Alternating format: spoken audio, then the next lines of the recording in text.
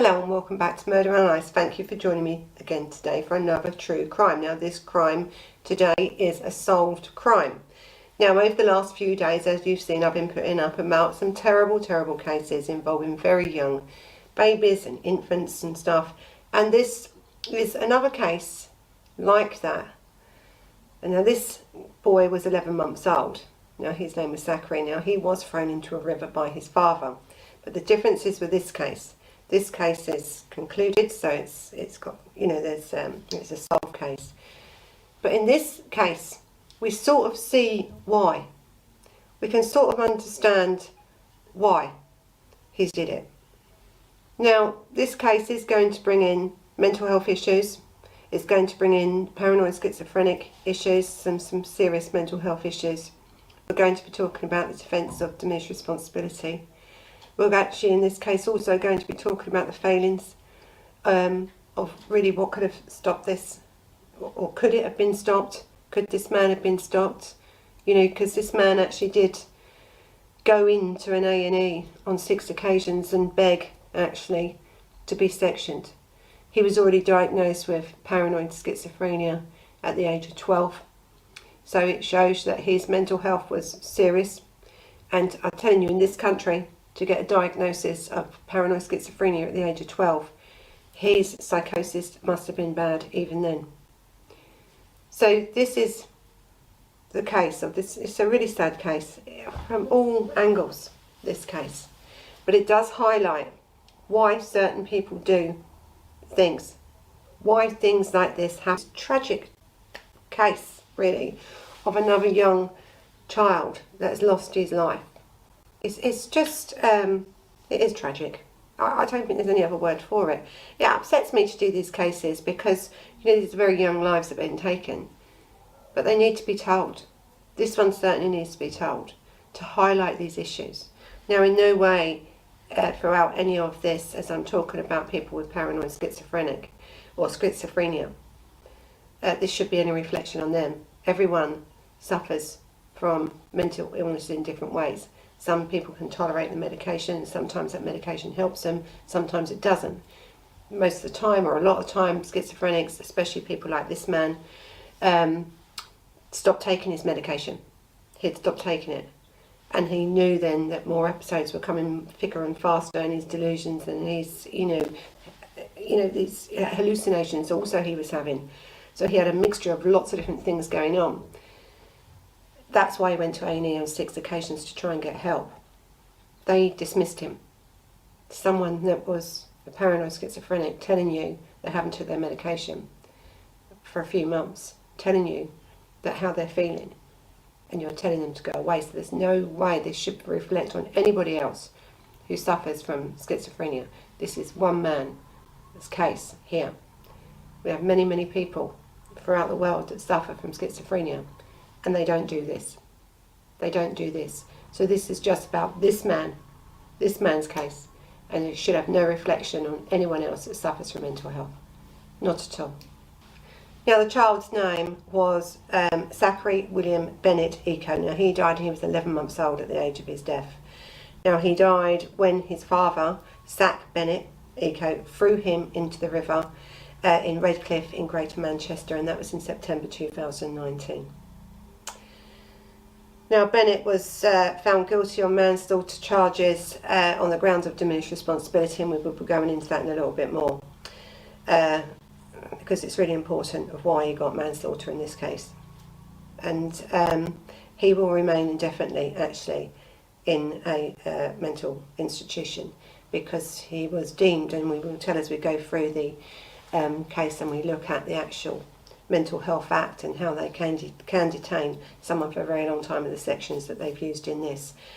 As I said, it's a very sad case, but this is the facts of this case really, and we will start now going into these facts. So if this case is not for you, then there's plenty of other cases on here for you to watch, but a warning goes out with this case because we are talking about really the murder of an 11-month-old innocent child by his father. All my notes on this case have been taken from the actual case itself, and I'll leave a link if you want to have a look at that case. And this has taken really a lot of my information from the judges, you know, summing up in this case, because it was a complicated case. It was a jury trial, but it was a complicated case, okay? And every bit of information actually in this case is taken from that case notes itself. So Manchester Crown Court was sitting, and it was in the Nightingale Court, 1st December 2020 when this case was heard. So little Zakari died, I think September 2019, and it was in court by 1st of December 2020. Now, so Zac, this is the father Zac, was convicted unanimously, right? It was unanimous, really, on manslaughter charge by reason of insanity. Now, reason of insanity is not easy to get, right? It's not easy to get. You have to have psychiatrists, you have to have people, you know what they're talking about, sticking up for you, really, to say, no, this was right. You didn't know what you was doing at the time when you did this. What you was doing was wrong. Was you culpable, really, you know, for this? Was the actus reus and mens rea met in this case? The intention to kill, you know, this sort of thing. Were you capable of making them decisions? And if you're not, and you're deemed that you wasn't at the time of when you did this terrible act to this child, then diminished responsibility will be used as a defence, and it really is a hard defence to get. It really is. So anyway, the victim of this crime was this baby, his baby son Zac, and he was 11 months old. And with the judge hearing everything about what went on, and he's heard all the psychiatrists talking about, you know, what they deemed was wrong with him, with Zac at that point, then this judge can make a decision on sentencing and stuff like that, depending on whether he's took this defence as you know, as he's going to lead with his defence.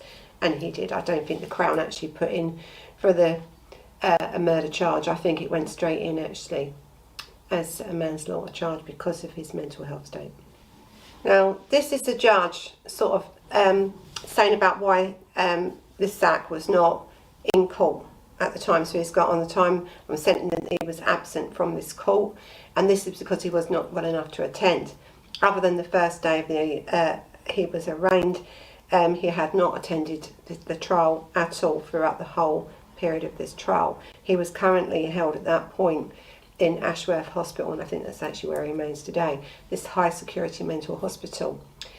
And he even says, the judge says, this is a very tragic case and stuff, but there's certain things in this case that even, you know, you have to go over everything when you're looking into this sort of a case and you're looking at sentencing someone for this sort of stuff. So he said, in the case involving the unlawful death of a small baby, this is an extremely sad one, and particularly sad because it was his own son, Zakari, who was out on the 11th of September 2019 for a walk in his pushchair, and he's got the son's mother, and we'll talk about Emma in a little while, the parent. She never suspected at all that this man would harm her child, even though he was going through some psychotic episodes and they was really struggling, and you can tell by her taking him to the hospital and this, that and the other, that she believed that he would maybe harm himself, but she never believed that he would harm anyone else, or especially his own son. This child was well looked after, plus Emma at this time of the death of her son by the hands of his father, was also 8 months pregnant with their second child. So this woman was dealing with a lot, right? So she was trying to care for Zakari, this 11-month-old boy, and the court found that she was exemplary. Actually, he was exemplary. There was no issues or anything in the upbringing of this child. She was expecting a second child, but his mental health, because he had stopped taking his medication, was going downhill. Then she was looking after him. It's like she already had 2 children and expecting another.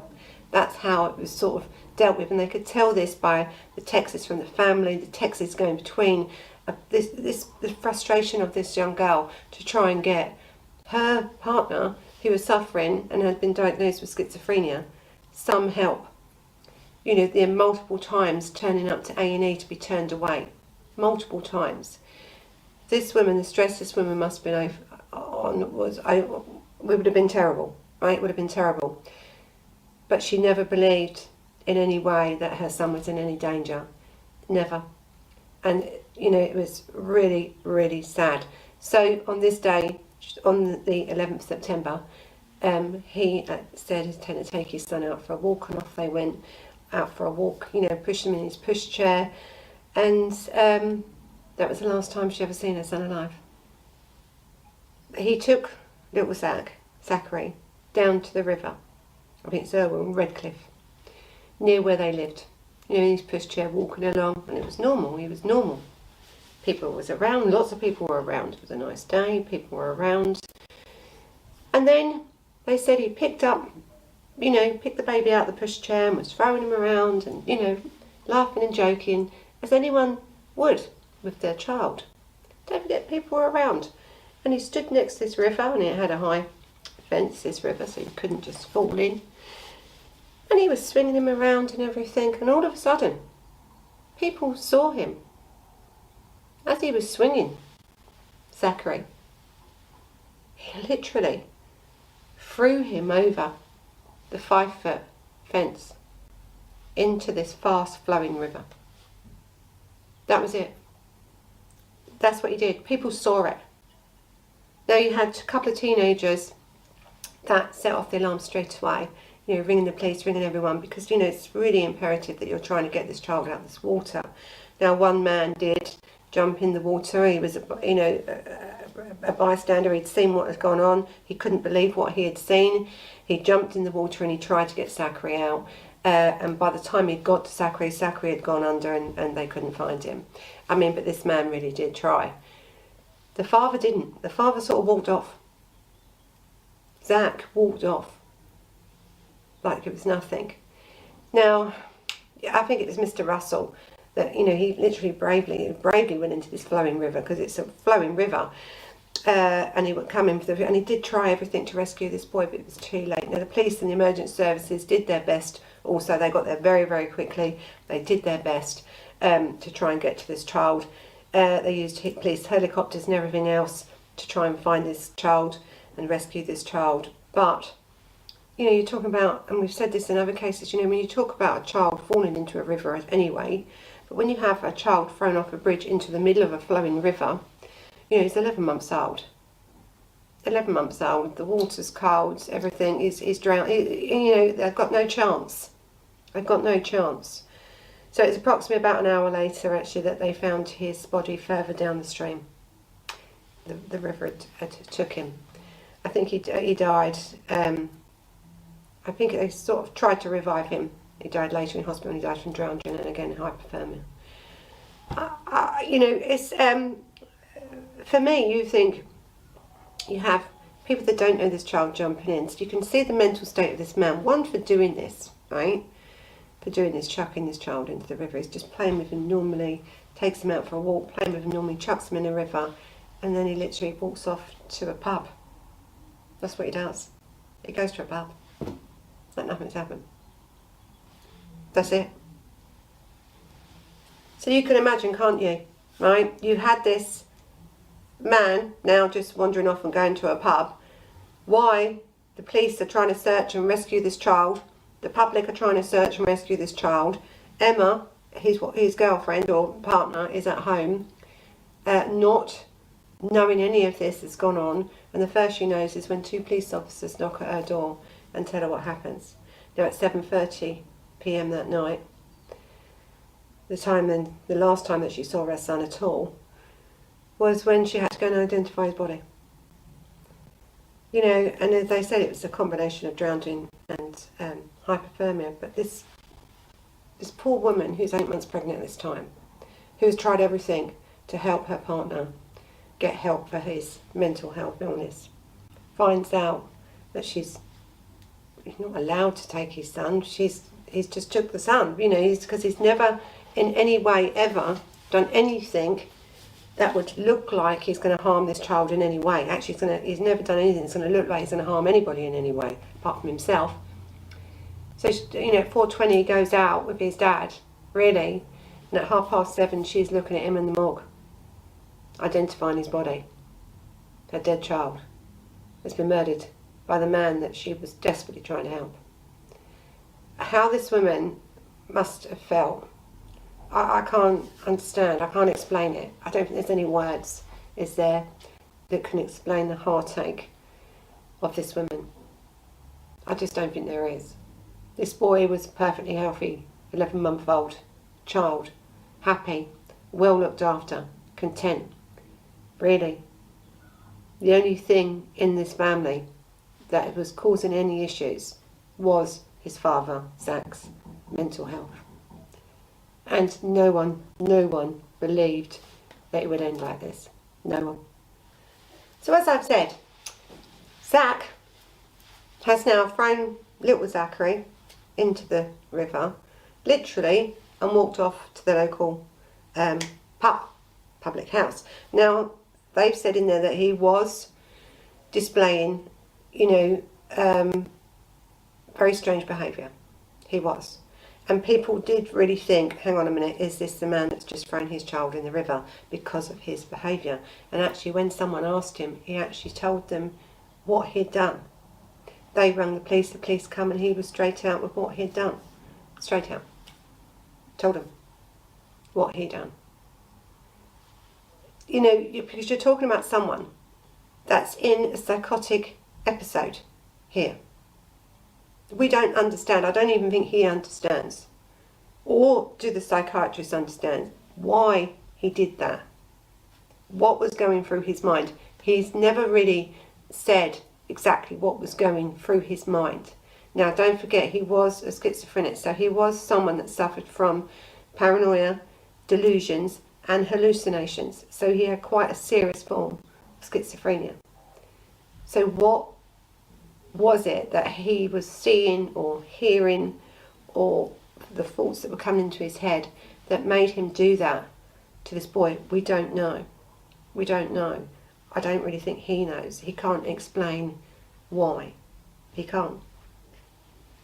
Now the thing is with this case, when he was arrested, and as anyone who's arrested, and especially anyone that's already suffers from mental health and who hasn't took the medication, or even if they're on medication, would be looked at by a doctor and a psychiatrist, because the police have a duty of care the minute that you are in their cells, and they don't want this person that has done this and admitted freely doing it, and you could clearly see that he was in some distress or some psychosis.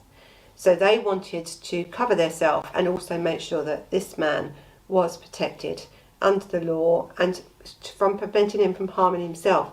Because as people come out of these episodes and stuff, sometimes it's not that quick, it can take weeks or months to come out of an episode, would he harm himself when he'd realised what he'd done? So there's really big issues here now to really try and protect this person from himself, why you've got him in a cell. So they had to call in a psychiatrist, and they had 2 psychiatrists, because to be sectioned under the Mental Health Act, you need more than one person, right, to sign that off. There's lots of rigmaroles that go around. You have to hit certain criteria, and 2 people, can't be one person that would agree to whether say you're sane or not sane, or whether you are competent or not competent, or whether you need to be sectioned under the Mental Health Act or not. Now, 2 psychiatrists did interview him while he was in the police station, and they deemed him to be well enough actually to be interviewed, which to me, they did. I don't understand that. If he was in that much of an episode that he chucked his child in the river, how could he then be, fit for purpose, fit compos mentis to go under an interview? But they did, and then they also found that he was well enough to be held in HMP Forest Bank, where he was later though transferred to Ashworth Hospital, which is a high security hospital for the mentally ill offenders, and that's where he's remained. So I don't know whether there's still some confusion in the early days, because as I said, this is an exceptional case of someone with this sort of mental health to do this, right? This doesn't happen every day. Don't think about what you're going to see on the telly and on the movies and all this that makes schizophrenics out to be serial killers, and they're not, right? Very rare actually that anyone with schizophrenia is going to do this. Usually they would avoid you because they're paranoid, right? They're going to avoid you. They don't want the confrontation. They don't want it. They don't actually wouldn't even look at you in the face. and certainly wouldn't do things in public to bring attention to themselves. So this case is a little bit different, but you do have some schizophrenics, right? And I think we have Robert Napper. Now he is highly dangerous schizophrenic. Now he was abused at the age of 12 and then really became schizophrenic from this sort of abuse, really from this trauma and that. But he also was diagnosed young with mental health and that. So I don't know if there's something about how early it was. I don't know. But yeah, so really it's difficult, isn't it, to understand that point, you know, because I would have assumed that someone that would have been in this sort of state would have automatically been sectioned and then took off. But I think, you know, when you have two psychiatrists that said no, it was actually, you know, okay to do that, then that's what happened. And as it went on further and further, you would have had to have medicated this man, because if he was in this episode, and it looks like he was, and then as I said, he comes out of that, then the remorse sets in, because then he, you know, he may not remember even doing that to his son when he was in that episode.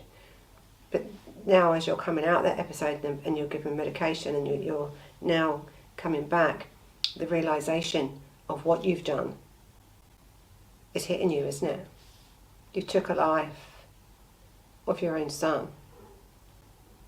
And as I said, if we don't know if he remembered or not, we just don't know. We just don't know.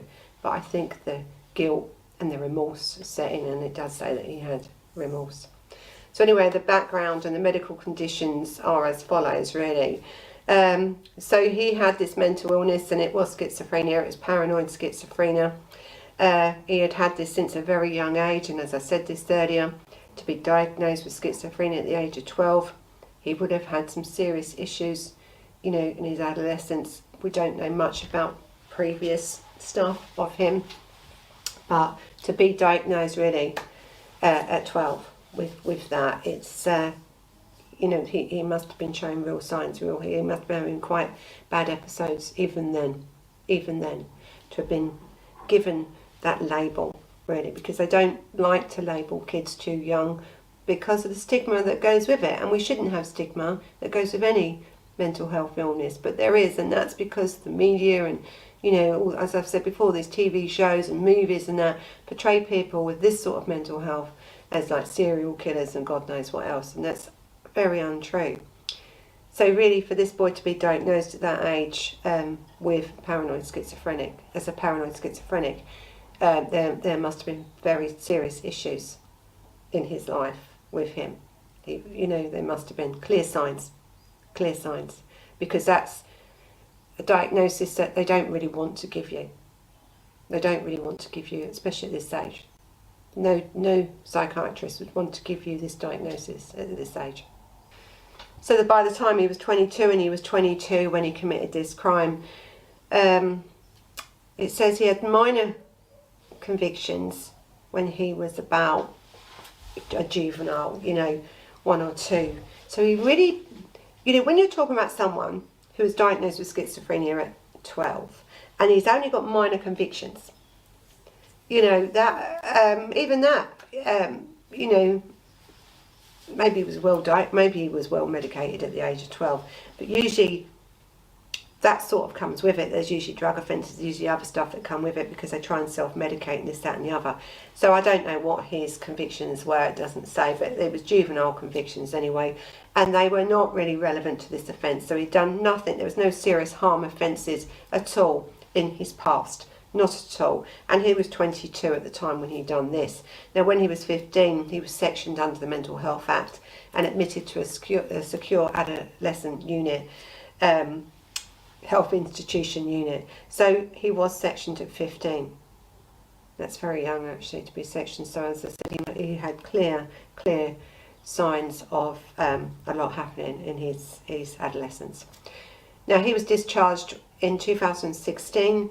And he was made then the subject of this community treatment order with certain conditions, right? So we think that's great. He's going to go into community mental health and they're going to help him. Now listen, I'm going to have to talk about community mental health because it's underfunded, right? The waiting list to get in, really, and to see someone is long. The assessments are, there's a sort of a waiting list for that as well, really. Your caseload in there, and some of these people will have massive caseloads to try and get through. So I can understand how some people slip through the net, right? I can. Is it right? No. Can it cause serious harm to others? Yes. Yes. But even so, right? Even so, he was already diagnosed. He was sectioned at the age of 15.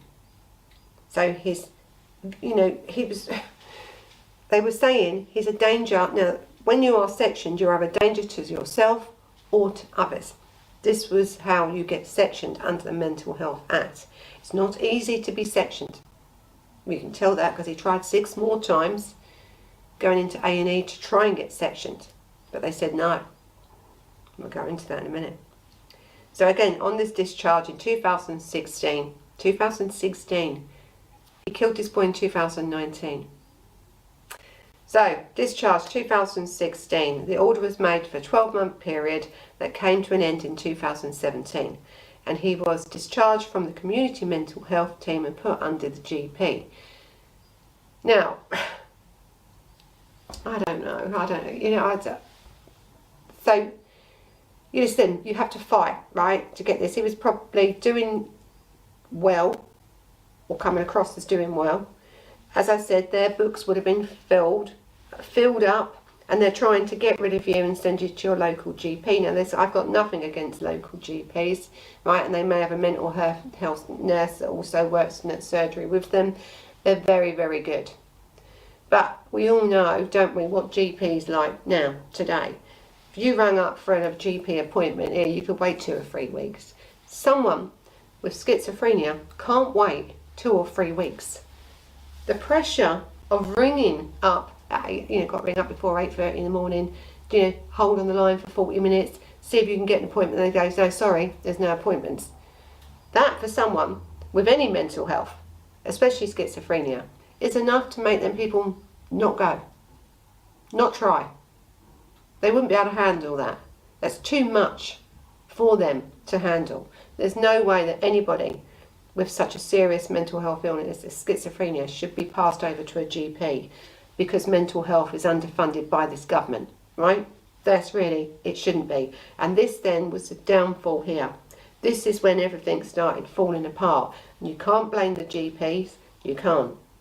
This Dr. Crosby, actually from Ashworth, he's a clinician, so psychiatrist I suppose, describes that the transfer from the community mental health team was a mistake. Well, it was. It was, and even the judge said it clearly was. There was clearly reasons here, and really, again, it was a failure of the system, in this case, and that's what he's saying, it was a failure. We can all see it's a failure, because mental health community teams are trained in mental health. They're not GPs. GPs are general practitioners.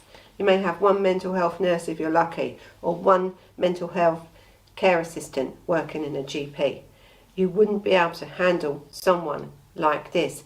And the thing is, with mental health teams have much more laws on their side, right? They can enforce things much quicker. So this man, at this point when he was under this GP, stopped picking up his prescriptions for medication. If he'd been under the mental health team, they would have enforced that, and they could have enforced under law with an order to say that he needed to be having a depot injection twice a week, twice a fortnight, every fortnight, twice a month, to manage that. Because a lot of people with this sort of mental health do not continue to take medication, because sometimes the medication makes them feel great, right? It works for them. And they feel that they can cope with life and they're doing all right and they're doing great. It's gone. I don't need medication anymore. I'm cured. But they're not. You see, they're not. This medication balances up the chemicals in their brain. It balances. They could be on also an antidepressant, which stops the depression, that stops that deep, dark feeling, that anxiety that can trigger an episode, right? So when they stop taking this medication, very quickly sometimes these episodes can come back. And this is what happens here. And a lot of people, and this man especially, had been also taking drugs, marijuana, and he had stopped 3 weeks prior to that. Now again, marijuana for someone, you can take these drugs and you might be alright, but for someone with mental health already, with this sort of mental health especially, where you're putting these chemicals in it on top of that, and then you stop taking that, there's lots of issues going on here. But whether he understood the gravity of stopping taking that medication, whether he really understood, and we'll see that as we come further down the line, that would have made him culpable for this murder, is another thing. So as I said, this man was on 2 types of medications. I don't mention the medications, but one of them would have been an antipsychotic and one of them would have been an antidepressant, right? They're the 2 main ones that he would have been on, really, and it was regular appointments and everything, and then he just stopped going. Now, I think, in the month, this was for months, so it was, and he may have had the script, and even if he was getting the scripts and seeing the doctor, he may not have been taking this medication either. A lot of them get the medication and put it away and tell you they're taking it. You can sort of see, though, if you're under mental health, under the mental health team, because they're going to see you on a regular basis, they can see the changes and they're looking out for them changes, whether you're taking that medication or not.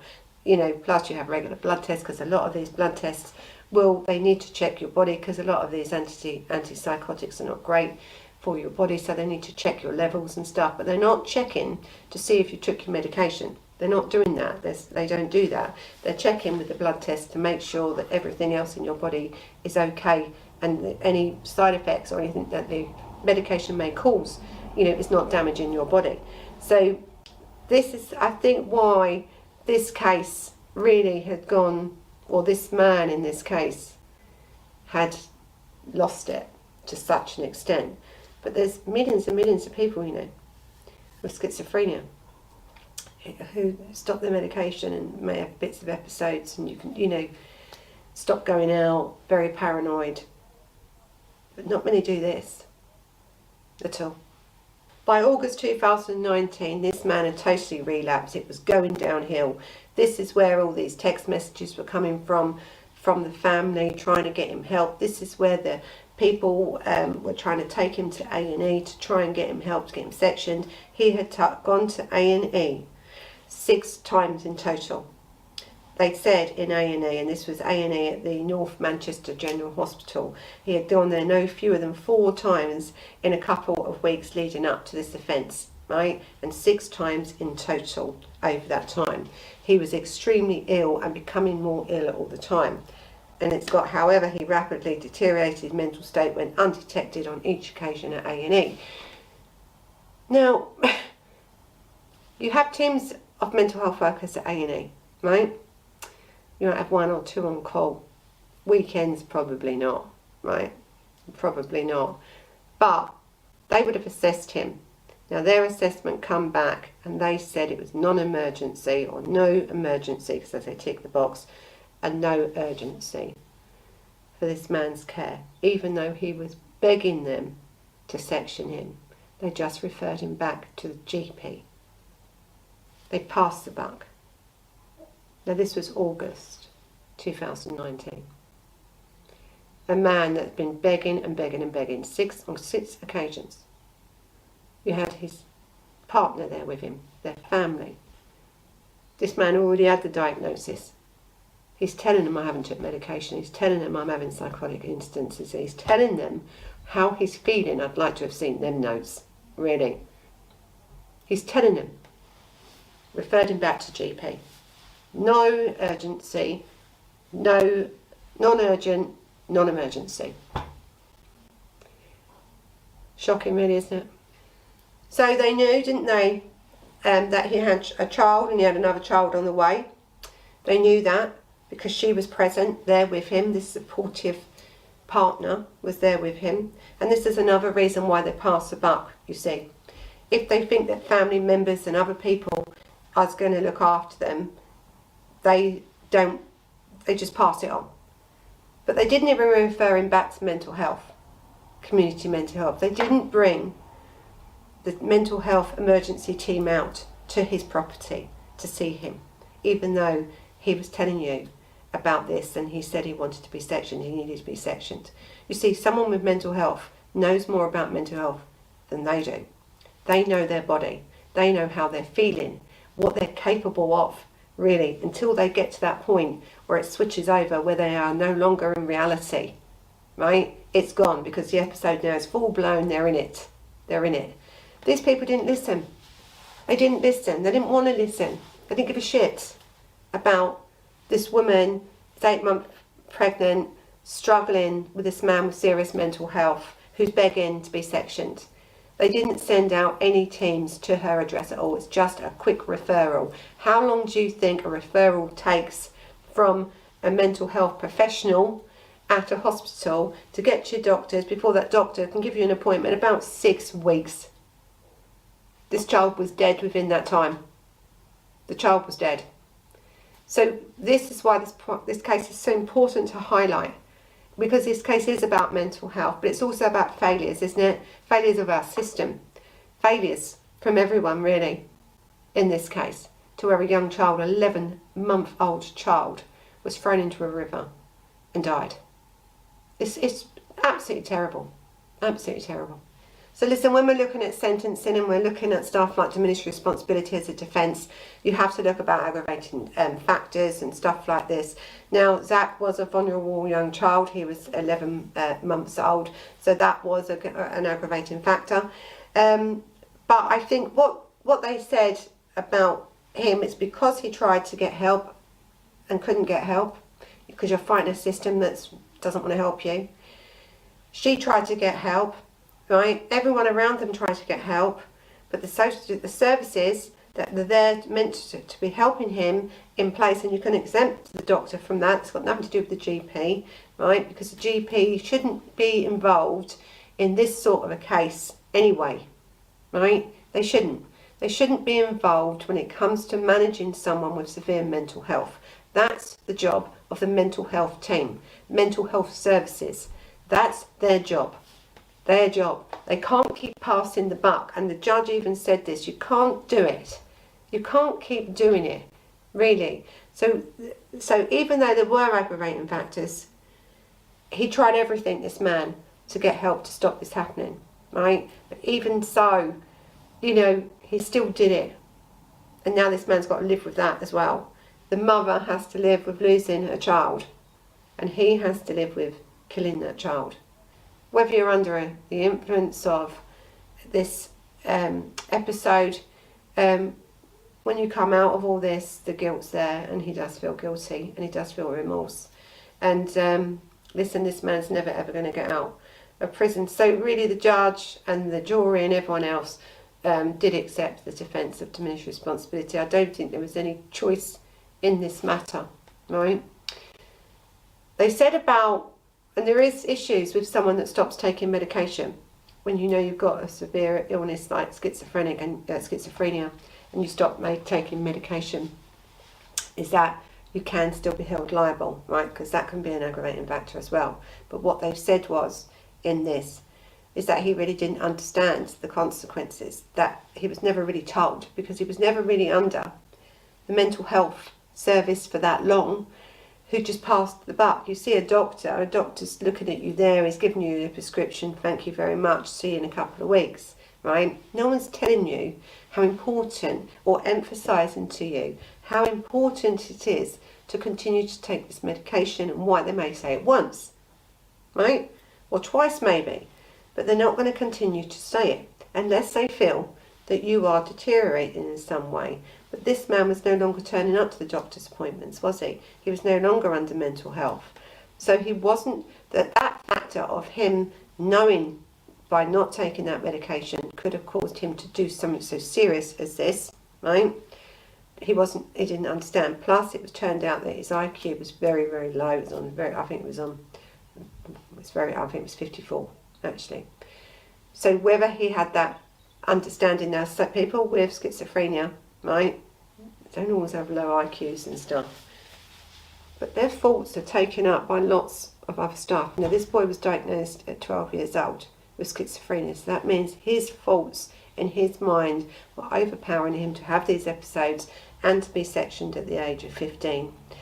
You know, you can tell. So his IQ, I don't know if it's low because it was low, or it's because of everything else that was going on in his mind. The concentration wasn't there. You know, schizophrenia years ago was called, you know, the dementia disease, because of the way it affects the brain. And that's not any, you know, being disrespectful for anyone with schizophrenia, but when they have everything going on in their mind, they can't concentrate. They can't concentrate because they're trying so so much to stop this stuff going on in their mind. It's very difficult for them. So that's one of the reasons why, if it had been known that he really clearly understood why he had to take this medication, the consequences for it, and would someone with schizophrenia who stopped taking the medication do this act, right, like this? No, they wouldn't. So, you know, if this is how he got diminished responsibility, because if everybody who has schizophrenia stopped taking the medication and ended up killing everyone, then he would have got he would have got murder, because he would have known what he was doing was wrong. But they say he didn't because of these factors, right? These factors. So not everyone with schizophrenia would do that, would they? No, very, very rare. This man's actually a very rare case. I think he's about the sixth, I said, probably most dangerous man with this illness. And Napa is, I know, one of the others. There's a few more, but you know, different cases. But when it comes to their mental health issues and how dangerous that mental health can make them, these men are highly dangerous, highly dangerous. So this man has got, and this now the judge said it and had psychiatrists say it and everything else, and this is what makes this man not able really to ever be released. Now, if he was released, certain things being put in place that, you know, it's about Secretary of State that's the only person that could let this man out. So this judge said, listen, he's a 22-year-old at the time of this murder. He had a very low IQ, the mid-learning disability as well. He also again heard that 3 psychiatrists in the court after the jury returned their verdict. This is on the sentencing. Now, all 3 of them approved that the Secretary of State, under Section 12.2 of the Mental Health Act 1983, that the patient is, these experts say, is extremely dangerous individual. Now, this is why this section of the Mental Health Act is used. And there's other sections of the Mental Health Act in this country that can be used to hold prisoners in these institutions for the rest of their life, really, because they are deemed so ill, and it is an illness, so ill that they are extremely dangerous to the public at large, individuals, and to themselves. Now, if it was just a danger to himself, these sort of ones wouldn't be put in place.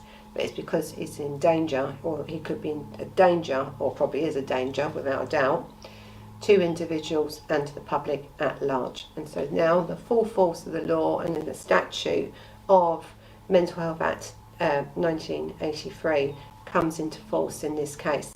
Now, this is the defence. When you go for diminished responsibility, this is now what will happen if you are deemed to be this dangerous, really. Now, for Ashworth Hospital itself, right, which is an institution for, you know, mentally ill, and some of the most serious criminals, or you know, medical cases where they're criminally insane, go there. The test for admission to get into Ashworth, right, because there's an admission test, because, you know, it's an institution for the mentally or criminally insane. Okay, so there's a test. So Ashworth Prison must pose an immediate or grave danger, and he met that condition straight away. There remains, I think Ashworth has said he must remain on the highest dependency ward at Ashworth, and attempts to move in to anywhere less secure part of the hospital would have failed or will fail. He cannot even be moved from this high dependency unit within Ashworth. So he's in Ashworth Hospital, which is hard to get into anyway, and he's in the highest dependency unit because he's one of the most dangerous of their inmates. So section 41, let's have a look at the Mental Health Act. Section 41 of the Mental Health Act permits the judge, I'm saying, when making a hospital order under section 37, to impose what is called restriction order when it appears to the court that, having regard for the nature of the offence and the risk actually you committing further offences are set at large, or if you're set at large, and this is necessary to protect the public from serious harm, as I've said before. And he says he's concluded that the restriction is necessary. The restriction is without limit and time. That means it's indefinite. So this order gives him, unlimited time in there, because what he's saying is this gives then the doctors the right to say whether this man can, I suppose, how can we put it? Can he be cured, or can he be trusted to take his medication, this, that and the other, and if he did take the medication, would he still be as dangerous?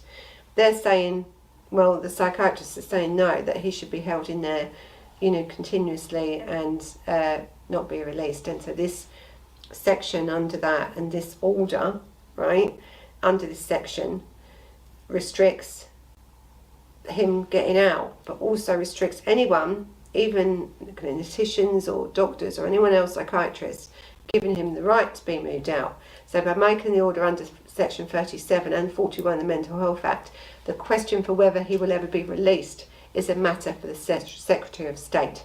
So that onus, I suppose, of doctors feeling sorry for him, and we've had a few of these, haven't we? We've had doctors releasing patients out and saying they're fine, and they go on and they do other things. We have a lot. I've done a few in American cases where this has happened, and they've gone off and done things. In this case, no doctor can overrule this order. This is down to the Secretary of State whether this man will ever be released from Ashworth Hospital, and I very much doubt if this man will ever be released.